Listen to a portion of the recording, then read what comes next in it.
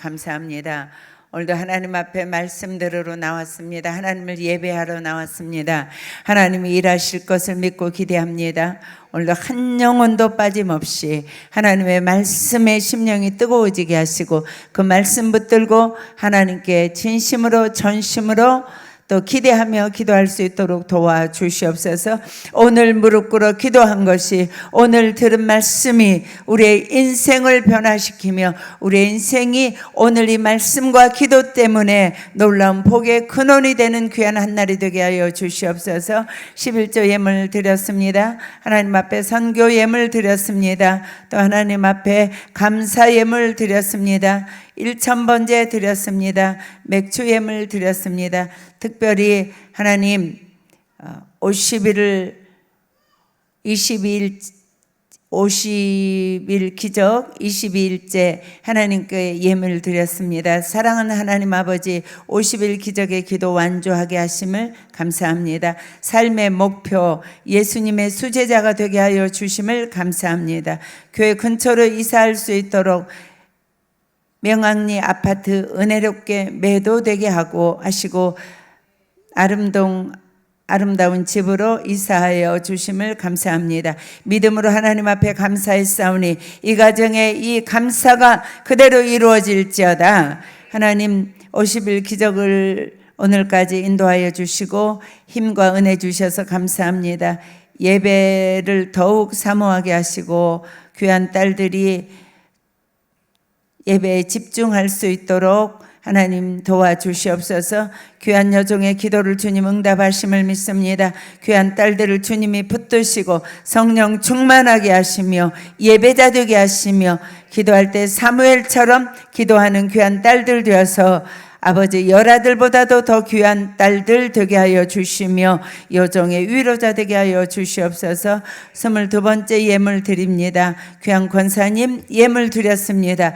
이번에 특별 기도회를 통해서 아버지 하나님이 역사하실 것을 기대하며 하나님 앞에 중심으로 바친 예물 주님 연락하여 주시고 기도 제목마다 마음의 소원마다 응답하여 주시옵소서. 그렇게 하실 것을 기대하며 존귀하신 예수님의 이름으로 기도드리옵나이다. 아멘.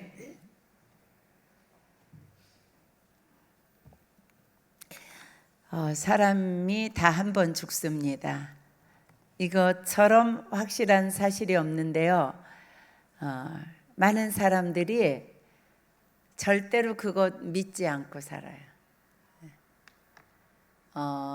죽을 사람처럼 살지 않고 영원히 이 땅에서 사는 것처럼 죽음을 잊어버리고 살아요. 이게 참 불행한 일이죠. 그런데 성경의 인물들도 다 보면 하나님의 사람들은 죽음을 예견하고 또 죽을 즈음에서 유언하는 것을 많이 볼 수 있습니다. 여러분들이 아시다시피 이제 모세도 하나님이 부르시기도 했지만 이제 자기가 하나님 앞에 가야 될 것을 알고 후계자를 세웠고요. 또 창세기에 보면 야곱, 이름이 이스라엘로 바뀌었죠. 그 야곱도 자녀들에게 12자녀들에게 다 유언했습니다. 그리고 특별히 요셉을 불러서 너희들이 이제 반드시 애굽을 떠나게 될 텐데 이렇게 하면서 하나님 앞에 그 약속을 하게 하고 요셉이 갈 때 내 해골을 가져가라 이렇게 부탁을 하죠. 또 그런가 하면 이 본문에 보면 다윗이 이제 하나님 앞에 자기가 돌아갈 것을 알고 솔로몬 아들에게 유언하는 내용이 기록되어 있습니다. 사랑하는 여러분, 여러분들이 매일매일 죽을 사람처럼 사십시오. 그리고 하나님이 하루를 살 때 이 순간을 하나님이 내게 주셨다고 기억하시면서 사십시오. 네, 하나님이 이 순간을 내게 주신 그 한날이 얼마나 귀한지, 오늘 한날이 얼마나 내게 생명으로 내게 주어진 한날이 얼마나 귀한지, 이렇게 매일매일 한날을 주님 앞에 선물 받아서 사는 것을 여러분들이 기억하고 사셔야 되고요. 반드시 죽을 사람처럼 살아야 돼요. 죽는다는 것을 매일 기억하면서 사셔야 돼요. 김수현 집사님, 죽는다고 생각하며 사십니까? 솔직하게. 네네. 이창섭 집사님, 죽을 사람처럼 사십니까? 네? 아, 그렇죠. 아주 정확한 대답을 두 분이 하셨는데요. 저도 이 말씀을 오늘 묵상하면서 저부터 시작해서 모든 사람들이 이제 저만큼 나이가 들면 이제 죽을 날을 계속 생각하고 잘 죽어야지, 잘 살아야지, 남은 날들을 내가 어떻게 살아야 될까, 이렇게 생각하며 사는 것 같아요. 근데 사랑하는 여러분, 일찍부터 매일매일 사는 삶의 현장에서 죽을 사람처럼 사십시오. 나는 반드시 죽는다. 죽은 다음에는 심판이 있고 또 그 심판에 따라서 천국과 지옥으로 우리가 갈라져 간다는 것을, 이것을 그냥 대책 없이 영원 무궁히 살 것처럼 살다가 어느 날 죽음이 내 앞에 딱 닥칠 때에 여러분들이 당황하지 마시고 매일매일 여러분들이 살아가실 때 사람은 반드시 한번 죽는다. 그리고 그 죽음이 내 것이다. 이것을 기억하며 사셔야 돼요. 반드시 죽습니다. 어린이 여러분, 안 됐지만 니네도 죽어 한번. 아멘 좀 해봐. 네, 사랑하는 성도 여러분, 한번 반드시 죽는다는 것을 기억하시고 사십시오. 자, 죽는다는 것을 인정하고 죽을 사람처럼 사는 사람이 이 세상에서 인생을 제일 잘 살다 가는 사람이에요. 우리 하나님이 그래서 야고보서에도 그렇고 누가복음에도 보면 사람들이 계획한 거에 대해서 하나님이 신랄하게 비판하잖아요. 내가 어느 도시에 가서 장사를 해서 1년을 유하면서 이익을 벌이라. 그런데 네 생명을 내가 도로 찾는다면 네가 계획하는 것이 무엇이 되겠냐? 또 농사가 소출이 많으니까 내 영혼아 평안하라 그러면서 곡간을 짓고 이렇게 이 물질이 있어서 내 인생이 평안하고 영원할 것처럼 생각하는 사람에게도 하나님은 오늘 내가 네 영혼을 찾으면 네 것이 누 것이 되겠느냐 이렇게 말씀하시잖아요. 이 말씀은 무슨 말씀이냐면 우리에게 내일은 없다고 생각하고 사셔야 돼요. 내일이 없다고 생각하고 사십시오. 오늘만 내 것이라고 생각하고 사십시오. 그렇게 사는 사람이 참 이 땅에서 복되게 살아요. 그런 사람은요, 내가 실패하고 내가 정말로 큰 어려움 속에 빠져 있고 다른 사람들이 나를 무시하고 없이 여기고 이 어려움 때문에 내가 참 많은 사람들이 나를 손가락질하는 그런 어려운 일이 당해도요, 내가 죽는다고 생각하는 사람은, 내가 죽을 사람이라고 생각하는 사람은 그것 가지고 그렇게 굉장히 자존심 상하고 그것 때문에 절망하고 낙심하고 그러지 않습니다. 어차피 나 한번 죽을 사람인데 오늘 내가 죽는 연습하는구나. 나 당연히 죽을 사람이야. 그러면서 펄펄 뛰고 그러지 않습니다.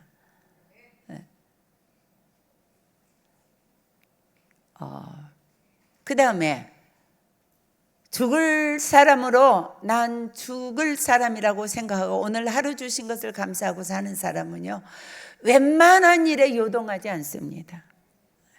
그리고 가졌다고, 높아졌다고, 자식이 잘 된다고, 내게 있는 것이 많아졌다고 많은 사람들이 내게 와서 머리를 굽신거리고 내가 대단한 그런 사람이 되었다고 절대 교만하지 않습니다. 이게 언제 날아갈지, 이것이 언제 내게서 떠나갈지 아무도 알지 못하고 내가 언제 하나님 앞에 불려갈지 알지 못하기 때문에 그래요. 그래서 많이 가졌다고 대단하게 무슨 일 가지고 막 펄쩍펄쩍 뛰며 기뻐하지도 않고 어려움 당했다고 그렇게 낙담하지도 않습니다. 그렇게 사시기 바랍니다. 그래서요, 어떤 일 가운데서도 내 곧 죽을 인생인데 죽는 연습 당연히 하고 살아야지, 이렇게 사십시오. 그러면 여러분들이 가장 잘 사는 인생이 됩니다. 그래서 좀 전에 제가 말씀드렸죠. 죽을 사람처럼 사는 것이 최고로 잘 사는 인생이다. 내가 죽는다는 것을 날마다 인정하는 사람은요, 죽음을 생각하면은 영생에 대해서 소망을 걸게 돼요. 그리고 천국에 대해서 소망을 두게 돼요. 그리고 영원한 것에 대해서 가치를 두는 거예요. 내가 반드시 한번 죽는다. 그리고 죽는 다음에는 심판이 있다. 심판이 있는 다음에는 천국과 지옥으로 갈라지고 천국에 가서 상급이 있다. 이런 생각을 하는 사람은 이 땅에 살지만, 이 땅에 몸담고 살지만 가치관이 달라져요. 그래서 제가 늘 이 땅에서 먹고 살기 위해서 그렇게 살지 말라고 그러잖아요. 먹고 살라고 아등바등 안 해도요, 하나님이 먹이세요. 천국을 소망하면, 영생을 소망하고 살면, 하나님에게 가치를 두고 살면은요, 가치관이 바뀌면, 우선순위가 바뀌면 하나님이 그를 붙드시고 하나님이 그를 먹이시고 하나님이 그를 입히세요. 그런데 이 땅에서 내 힘으로 먹고 산다고 생각하는 사람, 내 힘으로 먹고 살아야 된다고 생각하는 사람, 그래서 우선순위가 바뀌어서 내 인생의 주인이 내가 되는 사람, 너무나 불행하게 살죠. 정말로 아등바등 사는 거예요. 이제 이창섭 집사님 많이 변하지 않았습니까? 저희 교회 오셔서 변해가고 계시죠? 할렐루야. 정말로 여러분들이 먹고 살기 위해서 살지 마십시오. 여러분들이 하나님의 자녀입니다. 하나님은 전능하십니다. 우리 하나님은 우리의 모든 입고 먹고 쓰는, 우리가 누리고 사는 모든 공기부터 시작해서 햇빛부터 시작해서 모든 것을 하나님이 창조하셨습니다. 나의 아버지가 창조자십니다. 그리고 성경에 분명히 말씀하시기를 들에 백합화봐라, 공중에 새봐라, 모아들이지도 않고 심지도 않고 거두지도 않는다. 그런데 내가 그들을 먹이고 입힌다, 이렇게 말씀하시잖아요. 이 말씀이 믿어지시길 바랍니다. 하물며 너희들일까 보냐, 무엇을 먹을까 무엇을 입을까 염려하지 말아라. 너희는 먼저 그 나라와 그 의를 구하라. 그리하면 이 모든 것을 너희에게 더하시리라. 이거 믿어져야 돼요. 이건 믿어져야 돼요. 이거 믿어질 때 먹고 입는 것이 하나님의 기적을 보게 된다니까요. 이것이 믿어지는 사람하고 살 때 그 믿음이 없는 여자는 참 힘들었어요. 전 정말 힘들었어요. 우리 목사님이 유학을 가실 때 돈 300만 원 가지고 5 식구를 데리고 기도했으니까 하나님이 예비하셨다고 그러고 가실 때 저 너무 힘들었거든요. 안 믿어졌으니까요. 그리고 미국에 가서 제가 1년을 정말 얼마나 죽을 고생을 했는지, 정말로 죽을 고생을 했습니다. 제가 1,500불, 150만 원 받아가지고요, 아파트 관리비 47만 원 주고요, 그리고 목사님 휘발유값 드리고요, 목사님 학비 내야 되고요, 11조 내야 되고요, 매주 헌금해야 되고요, 살 수가 없는 거예요. 그런데 사모님들 모임에 가봤더니, 목회자 모임에 가봤더니 다 찍순이 공순이 안 되잖아요. 사모님 뭐 하느냐고 서로 물으니까 난 찍순이에요, 난 공순이에요. 찍순이가 뭐예요? 그랬더니 흑인상가에서 장사하는 한인들 집에 가서 이 캐셔 보는 거 맨날 찍잖아요. 그게 찍순이라 그런데 사모님들끼리 하는 말이 찍순이에요. 그게 공순이는 뭡니까? 그랬더니 봉제 공장에 가서 미싱 돌리는 것이 공순이래요. 그래서 저도 목사님에게 목사님 사모님들이 그렇게 사십디다. 교회가 다 조그마니까 그렇게 해서 생활을 하십디다. 그래서 저도 그것을 우리 장로님 큰 가게가 흑인 상가에 3개나 있으니까 제일 주인들이 믿어주는 게 사모래요. 돈주머니 맡기는 거. 그래서 그거 하라고 그러니까 제가 그거 좀 하겠다고 그랬더니 목사님 안 된다고. 그래서 목회자는 하나님이 굶으라 하시면 환경이 굶으면 굶고 죽 먹을 환경이면 죽 먹고 밥 먹으라면 밥 먹고 그래야 되니까 당신 아예 그런 소리 하지 말라고. 옳은 말씀이니까 제가 따라갔잖아요. 그런데도 저는 너무 힘들었어요. 너무 힘들었어요. 먹을 것이 없어서 너무 힘들었어요. 정말로 슈퍼에 가가지고 올드데이라고 이렇게 이거 상했어도 내가 책임 안 진다 이런 거, 날짜 지난 빵, 날짜 지난 거, 포도 막 이렇게 한쪽이 썩어가는 거, 이런 거 주워다가 먹고 얼마나 힘들게 살았는지 몰라요. 그런데 너희는 먼저 그 나라와 그 의를 구하라. 그리하면 이 모든 것을 더하시리라. 이것이 믿어지는 목사님은 그 길을 갔단 말이에요. 그 길을 통해서 우리는 1년 만에 모든 것이 해결되는 큰 교회로 하나님이 보내셨다니까요. 교회 3개가 합쳐서 우리를 나가라고 그럴 때 하늘이 무너지는 것 같이 저는 밤새 잠을 못 잤는데, 그 다음 주일날 하나님이 우리 목사님을 큰 교회, 건물도 있고 장로님도 계시고 제대로 된 교회에서 목사님을 설교하라고 그러시더니 그 교회 청빙을 받아서 가셨단 말이에요. 네. 그렇게 해서 저희들 미국 생활이 풀리기 시작했습니다. 먼저 그 나라와 그 일을 구했더니 하나님이 좋은 차도 주시고 새 차도 주시고 하나님이 사례금도 많이 받는 곳으로 인도하셔서 제가 그 많은 필라델피아, 저가 그때 있을 때에 웨스트민스터 신학교 다닌 사람 100명이 넘었는데요. 한인. 한 시간도 일하지 아니하고 직순이도 공순이도 아니하고 유학 끝내고 온 사람이 저예요. 왜요? 하나님이 그 나라와 그 일을 구하라 하는 말씀이 믿어진 목사님 때문이에요. 그렇게 왔단 말이에요.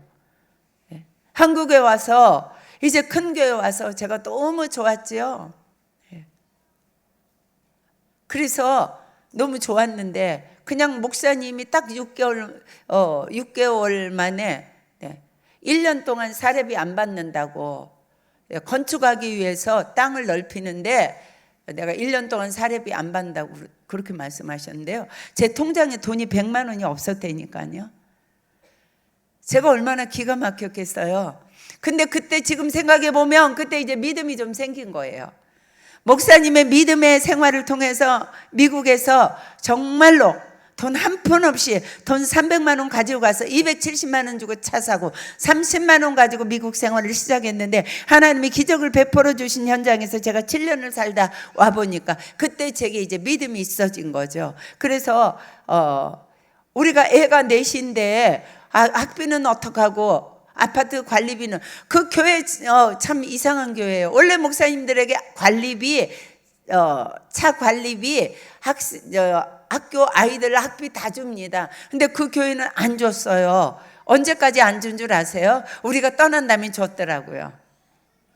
그래서 그 장로님들이 저만 만나면 미안하다고, 죄송하다고. 목사님이 땅 다 7필지 사놓고 가셔서 교회 졌는데 그때 사모님 너무 고생시켜서 미안하다고. 몰랐대요, 자기가. 그러니 전임 목사님은 37년 동안 얼마나 고생하셨겠어요.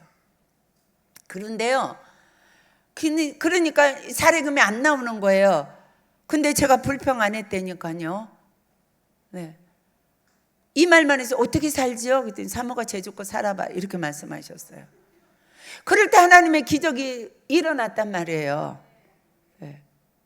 그래서 제 생각에 쌀하고 김치만 있으면 되겠다. 김치는 봉사부 권사님이 매주 담아주셨어요. 뭘 담아드릴까요? 이렇게 해서 꼭 김치를 담아주시니까 김치는 있으니까 쌀만 있으면 되겠다, 이렇게 생각을 했단 말이에요. 그런데 하나님이 역사하시더라니까요. 그 중앙시장에서 미국 상회를 하는 최정희 집사님이라는 분이 계셨어요.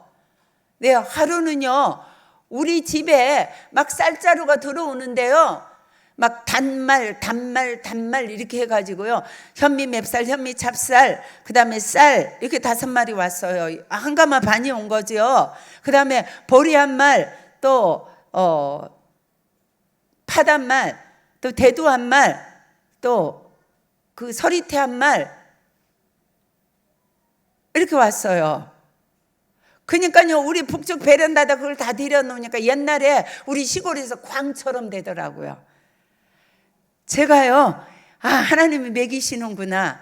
너무 감사했어요.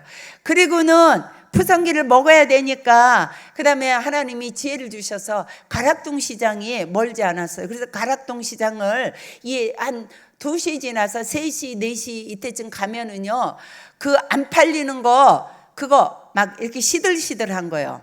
오늘 안 팔린 게 아니라 어제 팔다가 안 팔린 거예요. 그러면요, 상추도 한 박스에 900원 주고 샀어요, 제가요. 그때 그래서 제가 야채 사다가 처음으로 얼려서 먹어본 사람, 한국 사람 중에 제가 제일 첫 번일 거예요. 즐기긴 하지만요, 그렇게 해서 살았어요. 그런데 문제가요, 과일이 문제들이니까요. 제가 너무 과일을 좋아해가지고 우리 애들이 과일 박사예요. 그래서 3,000원어치 사다 놓으면 한 자리에서 다 동나는 거예요.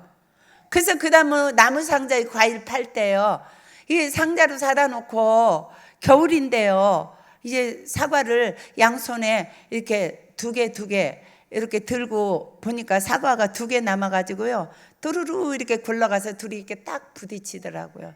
그래서 내가 생각하니까, 아니 이거는 배고픈 것도 아니니까 쌀 좀 주세요 기도할 수가, 과일 좀 주세요 기도할 수가 없고, 그래서 그냥 이쪽에 하늘을 쳐다보고 아버지 과일이 2개밖에 안 남았어요. 제가 딱 이 말만 했거든요. 그 다음날 제가 뭐 이렇게 신문사에 이렇게 일주일에 한 번씩 글 내는 것이 있어가지고 목사님 서재에서 이제 글을 이렇게 마무리를 하고 있는데, 우리 애들이 막 소리 지르고 4시 막 뛰고 막 엄마 빨리 나와보라고 난리가 났어요. 갔더니 과일이 정말 5박스가 배달된 거예요.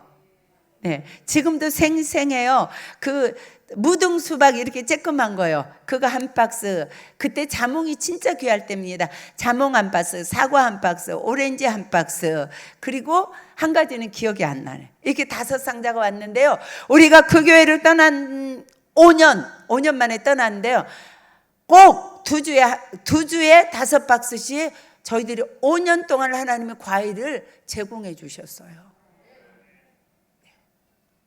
하나님은요, 하나님을 신뢰하고 의지하는 사람을 먹이시고 입히시더라고요. 정말 기적이에요. 저는 정말 생각할수록 신기해요. 그래서 그때 하나님 앞에 목사님이 하나님을 의지하고 하나님은 우리의 공급자지 살아계면 나를 먹여 살리는 게 아니야, 이렇게 하나님을 신뢰했을 때 우리의 삶에 하나님이 역사하셨단 말이에요. 하나님이 일하셨단 말이에요. 하나님이 놀랍게 우리를 먹이셨단 말이에요. 그런데 이제 여러분들에게 이런 말씀을 드리는 것은, 왜 여러분들이 인생을 어떻게 살아야 되는가? 먹고 살기 위해서 살지 말란 말이에요. 먹고 사는 건 하나님이 책임이에요. 우리가 하나님의 자녀잖아요. 동현이 뭐하냐? 사모님 저기 열내서 설교하는데 너는 그렇게 사모님이 사랑하는 사람 이렇게 자면 되겠냐? 아니 지금 여기 아이들이 저 동현이가 날마다 막 아침 저녁으로 먹을 거 걱정하고 입을 거 걱정하고 막 그러면 정신병자죠. 엄마가 다 먹이고 입히고 다 하잖아요. 윤재가 맨날 내일 못 먹을까 큰일 났다 그러고 막 그냥 나가서 막 그냥 어떻게 하지, 쓰레기를 뒤지고 막 내일 먹을 것을 준비해야지 이러면 이게 이상한 애지요. 우리가 하나님이 보실 때 그렇게 이상하게 산단 말이에요. 하나님 믿어주세요. 하나님이 여러분들 먹이시고 입히시고 하나님이 여러분들의 장래를 다 계획하시고 축복하고 계세요. 걱정하지 마세요. 우리가 할 일은 하나님의 자녀의 권세를 가지고 하나님을 찬양하며 하나님을 믿어드리며 하나님을 영화롭게 하면서 그렇게 하나님을 믿는 믿음으로 매일매일 하루하루를 사시라니까요. 내일 걱정하지 마세요. 내일 내 생명이 있을지 없을지 우린 몰라요. 네, 처음에 말씀드렸지요. 죽을 사람처럼 살라고. 오늘 하루 감사하며 오늘 하루 잘 먹으며 이렇게 살면 돼요. 그런 사람이 누리고 살아요. 저는요, 막 집 사겠다고 막 허리띠 졸라매고 먹지도 않고 막 입지도 않고 막 이렇게 사는 거 저는 반대한다고 말씀 몇 차례 드렸지요. 정천동 시대 사람들은 다 알지요. 네. 집 3년 만에 살 거면 5년 만에 살고 먹을 것도 먹고, 네. 누릴 것도 누리고 입을 것도 입고 그렇게 살으라니까요. 네. 왠 줄 아세요? 여러분들 그렇게 막 내가 장래가 보장돼서 내가 100년 살 거니까 80년 살 거니까 이렇게 계획하고 살아야지. 그렇게 살지 말고 하나님을 의지하고 살란 말이에요. 하나님을 의지하고 살란 말이에요. 하나님이 도와주심을 믿고 살란 말이에요. 하나님은 우리 아버지세요. 석선 형제 아버지 믿으세요. 아멘 좀 하세요. 아멘 했어요? 네. 석선 형제를 하나님이 얼마나 사랑하는지 몰라. 네. 호세병제 하나님 너무 사랑해요. 할렐루야. 얼마나 사랑하는지 몰라요. 자식을 부모가 사랑하지요. 그런데 어떤 부모는 자식을 등쳐먹는 부모들도 계세요. 그러나 하나님은 그런 분이 아니세요. 하나님은 의로운 분이에요. 우리를 위해서 외아들 보내셨어요. 그리고 우리 주님은 가시면서 또 성령님 보내셨어요. 지금 우리를 성령님이 돕고 계시다고요. 걱정하지 마세요. 그래서 오늘 하루 잘 살란 말이에요. 그리고 죽을 사람처럼 사시라고요. 죽을 사람은요, 그렇게 욕심 안 부리고 인생 살아요. 그럴 때 하나님이 여러분들에게 부어주세요. 그럴 때 하나님이 죽을 사람처럼 살잖아요. 그런 사람을 하나님이 들어서 쓰세요. 하나님이 그럴 사람 완전하게 완벽하게 책임지셔요. 그런 분이 우리 목사님이잖아요. 우리 목사님이 일찍이 아버지가 돌아가셨고 이북에서 피난 나오셔가지고 아무것도 없는데 아버지 돌아가셨는데 진짜 선지를 다 둘러봐도 우리 목사님 제일 가까운 친척이 8촌이에요. 못 나오셨단 말이에요. 근데 둘러봐도 병남아 내가 너를 도와줄게 이럴 사람이 한 사람도 없더래요. 그래 내가 손 벌려서 1,000원만 도와주세요 그럴 사람이 한 사람도 없더래요. 그때 목사님이 결심했지요. 나의 아버지는 하나님이다. 나를 도와주실 분은 하나님이다. 나의 보호자는 하나님이다. 나의 인도자는 하나님이다. 아무것도 없었다고 그랬잖아요. 제가 결혼하니까 전세방 20만 원이 목사님의 전 재산이었다고요. 그런데 하나님이 목사님의 인생을 얼마나 멋지게 인도하시는지, 얼마나 복되게 인도하시는지, 얼마나 존귀하게 하나님이 세워주셨는지, 이렇게 늙어서도 내가 요전에 말했죠. 연로하신 사모님 그래서 그때 내가 깨달았다니까요. 카톡에 보니까 연로하신 사모님 이런 게 나와 있어요. 나는 아직도 젊은 줄 알았어요. 다 사람이 일을 하면 생기가 있고요. 하나님이 함께 하면은요 평안하고요. 하나님이 함께 하시면 하나님이 나의 아버지라는 것이 믿어지시는 순간에 담대해져요. 용기가 있어져요. 하나님을 붙들고 살아가요. 세상의 것에 붙들리고 그렇게 세상 것 때문에 내가 살아간다고 착각하지 말란 말이에요. 네. 이 말은 제가 원고에 없는 말인데 조금 빗나갔습니다. 죽을 사람처럼 살아라는 거죠. 네. 그래서 영원한 것을 가치를 두고 살아라 이 말 하다가 좀 많이 나갔네요. 그런데 썩어지고 죽어지고 없어지고 불타질 것 때문에 여러분들이 속아 사는 인생으로 살지 마시라고요. 하나님의 자녀 아니면 괜찮습니다. 그러나 너는 내 거야 하고 하나님이 자녀로 점 찍은 사람은요, 세상 것을 위해서 살면 살수록 소금물 마시는 것처럼 콜라 마시는 것처럼 목마르고 힘들어요. 그리고 불안하고 두려워요. 세상 것, 썩어질 것을 여러분들이 밟으면서 사세요. 영원한 것을 바라보세요. 그러면 여러분들을 하나님 책임지십니다. 자, 근데요, 한 번 다 죽는다고 제가 1번 말씀드렸고, 두 번째는 죽음에는 순서가 없어요. 갈 때는, 올 때는요 순서대로 오는데, 갈 때는요 순서가 없이 하나님 부르시는 것이 순서예요. 언제 날 부르실지 몰라요. 젊어도 불러가요.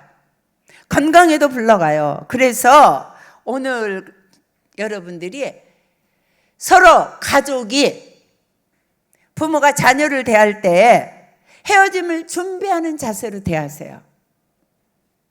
영원히 내가 이 아이를 키워줄 수 있는 것처럼 그렇게 자녀를 키우지 마세요. 자녀에게도 말해야 돼요. 자녀들 알아야 돼. 우리 아빠가 영원히 나를 돌봐주겠지. 우리 엄마가 내 옆에 영원히 있겠지. 없어요. 언제 떠날지 몰라요. 언제 하나님 불러갈지 몰라요.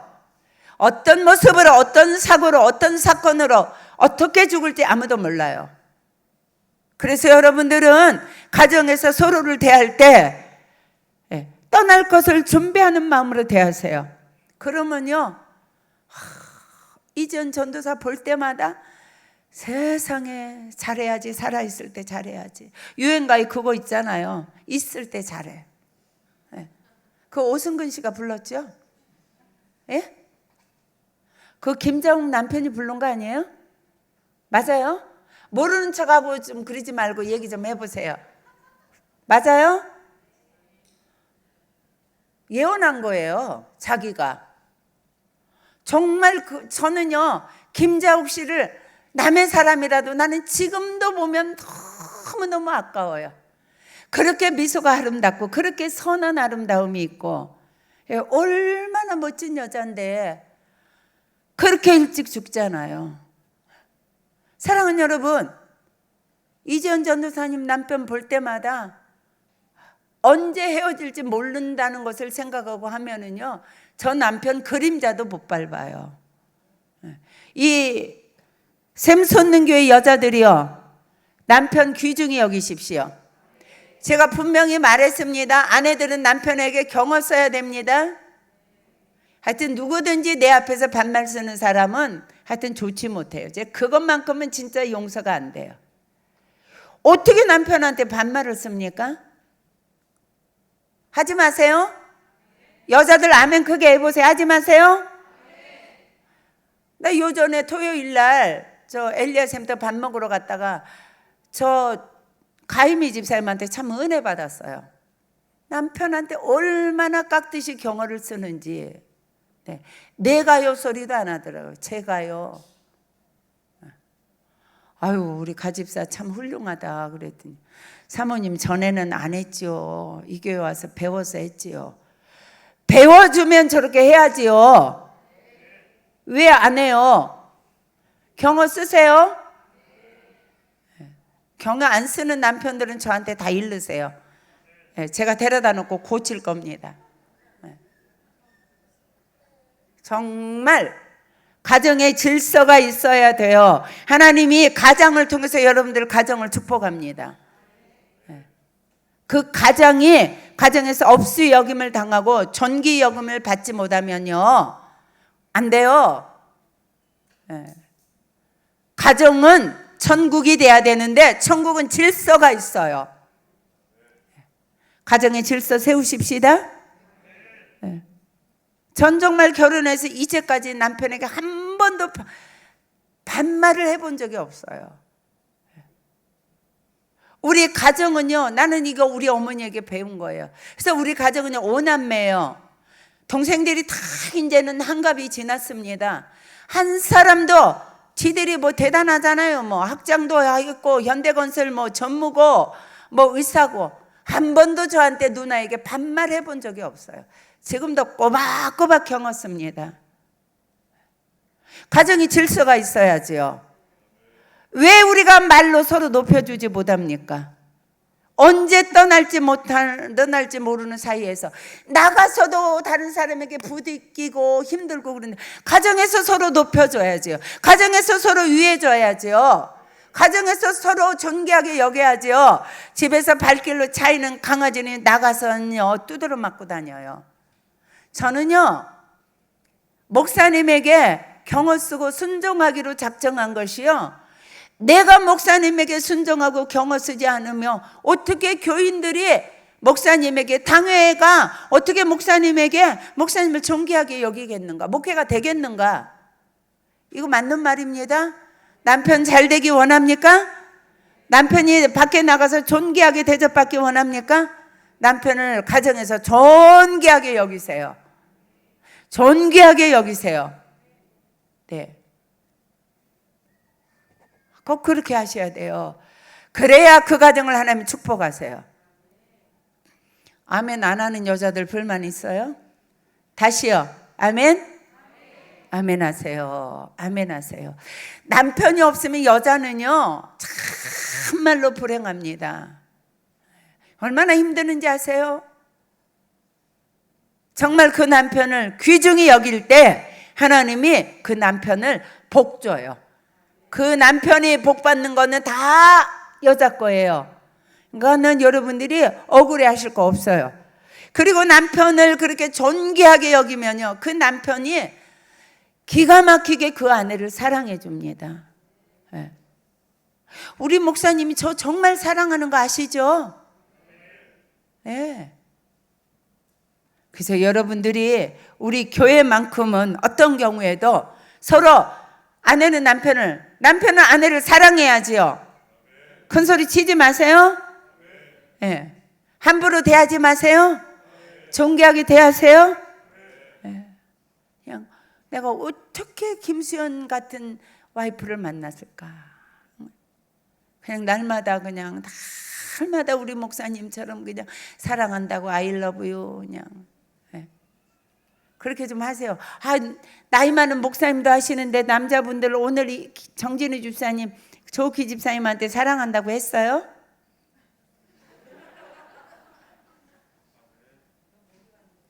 했어요? 오늘 했느냐고요? 뭔 최근에야. 남자분들 하십시오. 하십시오.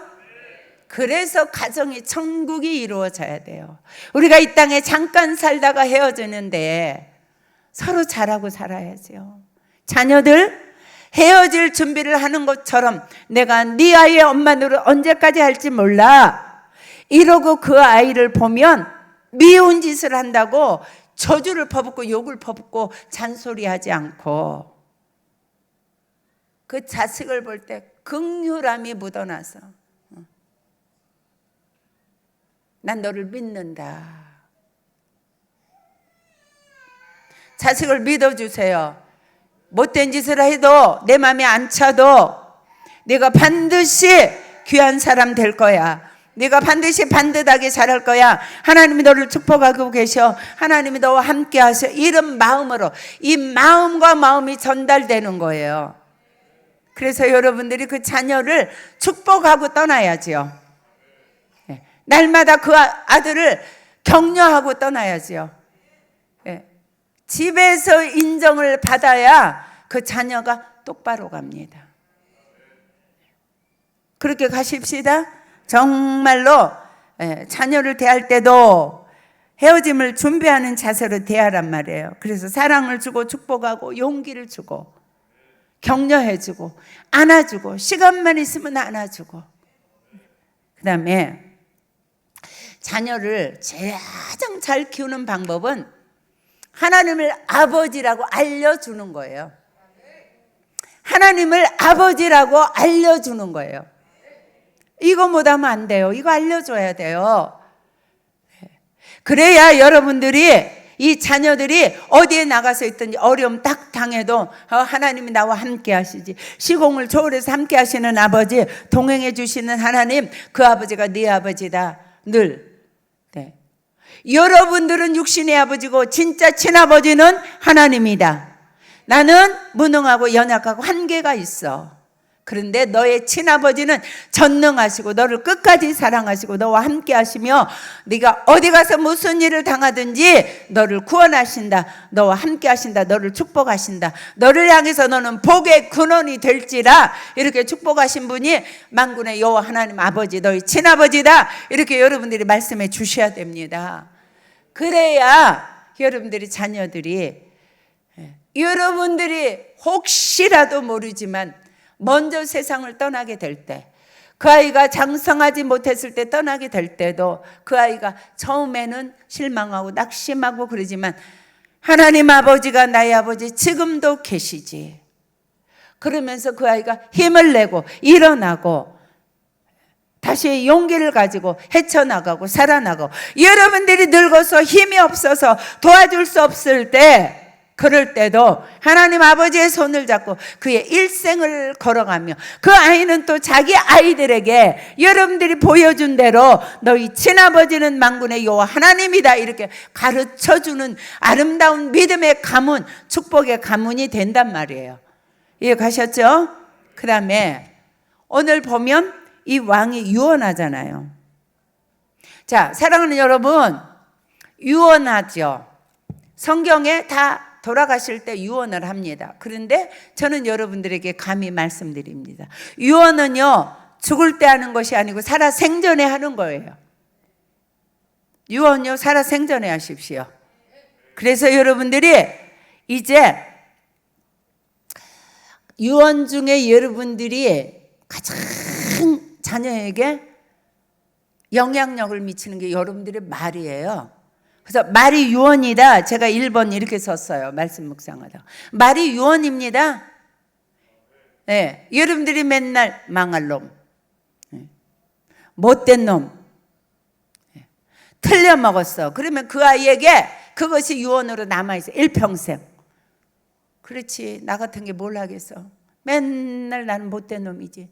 나는 어디 가도 인정 못 받아. 네 같은 게 뭘 하겠어.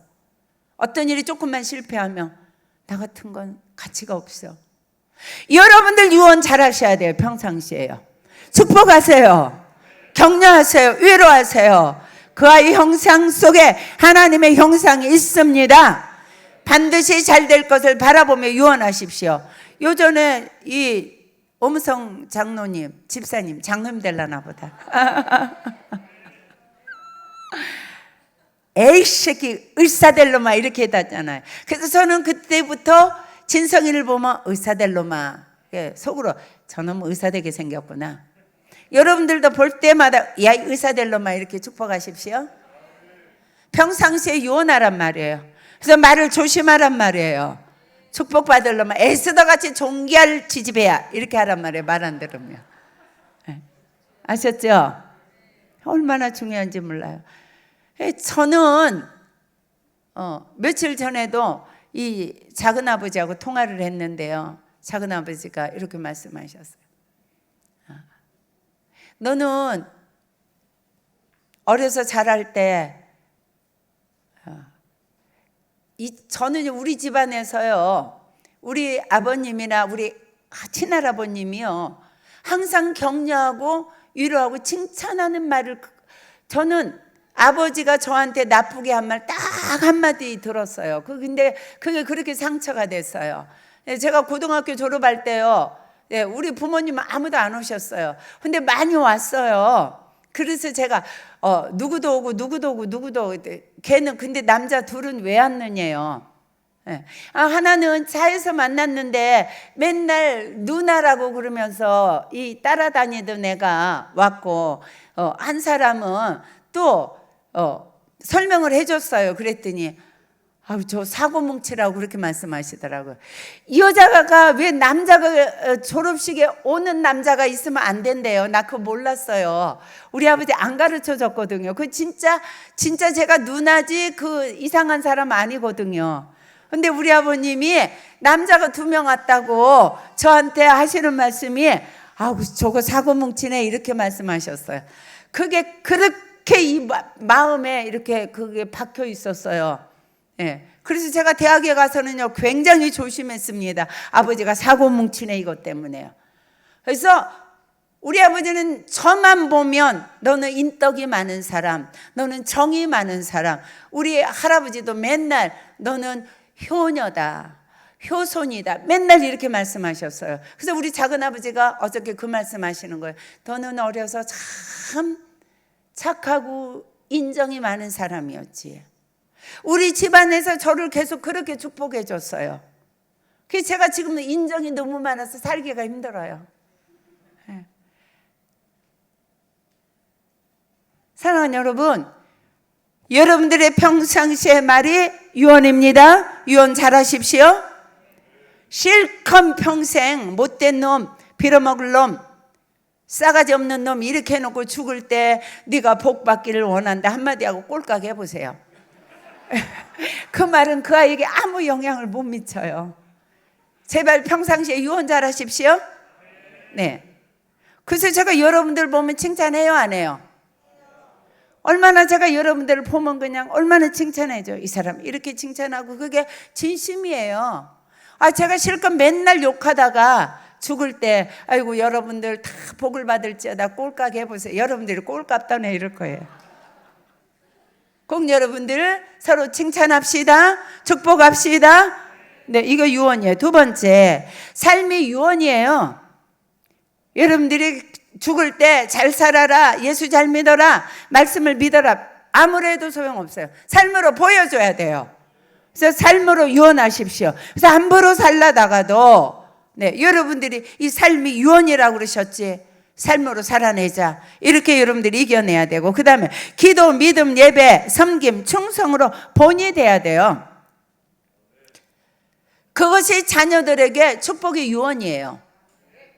그게 자녀들에게 축복의 유언입니다. 그래서 유언을 잘 해야 돼요. 평상시에 유언하시면서 사세요. 그래서 여러분들이 기도하기 싫어도 유언하러 가자 그리고 기도하세요. 예, 찬송하기 싫어도, 가정예배 드리기 싫어도 유언하자 그리고 가정예배 드리세요. 여러분들이 예배 자리 나가기 싫어도 주일을 성수하자, 10회를 드리자, 다른 열심히 충성하자, 헌신하자, 봉사하자, 전도하자. 삶의 유언이 되면 여러분들이 여러분들 떠나도 괜찮아요. 예, 떠나도 그 자녀들이 하나님의 축복 속에서 잘 자랄 줄로 믿습니다. 네, 그 다음에 유언 내용을 보면 2절에 힘써 대장부가 되라 이렇게 말씀하셨는데, 여호수아 1장 5절에 모세가 여호수아에게 유언할 때에 내 평생에 너를 능히 대적할 자가 없으리니 내가 모세와 함께 있었던 것 같이 내가 너와 함께 있을 것임이라. 하나님의 말씀을 이렇게 대언해 주잖아요. 중요한 거, 이게 장부가 되라는 건, 대장부가 되라는 거는 담대하라는 거예요. 살아가는 동안 담대하라. 자, 어떻게 담대할 수 있는가? 여호와가 함께 하는 인생이 담대한 게 되는 거예요. 내가 용기가 있어야지, 담대해야지, 이래서 담대한 게 아니라, 여러분들이 자녀에게 여호와 하나님과 함께하는 삶을 여러분들이 보여주면 그 아이는 여러분들이 떠나도 하나님이 함께 하시기 때문에 담대하게 사는 줄로 믿습니다. 두 번째 유언 어떻게 했느냐면, 여호와의 명령과 법률과 계명과 율례와 증거를 지키라 했어요. 하나님의 말씀을 지키라는 거예요. 네. 이거 평상시에 유언으로 하시기 바랍니다. 그러면 왜 그렇게 했는가? 뒤에 보면은 그리하면 내가 무엇을 하든지 어디로 가든지 형통하리라. 형통의 법칙을 여러분들이 삶으로 보여주란 말이에요. 말씀을 지키는 것이 형통이에요. 하나님을 믿는 것이 형통이에요. 어디로 가든지 무엇을 하든지 어느 곳에 있든지 어떤 상황에 있든지 하나님의 말씀을 지키는 자가 형통하기 때문에 마지막 유언을 대장부가 되라. 그 다음에 하나님 말씀 잘 지켜라. 두 번째 보면 왜 하나님 말씀 잘 지키라고 그랬는가? 하나님이 내게 약속했다. 네 후손들이 너의 길로 행하면 왕이 계속 끊어지지 않겠다. 이건 무슨 뜻인가요? 축복의 유산을 여러분들이 물려줘야 돼요. 내 대해서 끝나면 안 돼요. 내 대해서는 복을 받았는데 하나님을 그 아이에게 물려주지 않으면, 말씀을 물려주지 않으면 그 아이가 복 못 받는다는 거예요. 이해하셨지요? 사랑하는 여러분. 자, 제가 여러분들에게 질문합니다. 나는 죽음을 진실로 생각하며 매일매일 살고 있습니까? 생각해 보십시오. 기도 제목 주는 겁니다. 두 번째, 나는 자녀에게 삶 속에서 어떤 유언을 하면서 살아왔습니까? 기도할 때 뒤돌아보셔야 됩니다.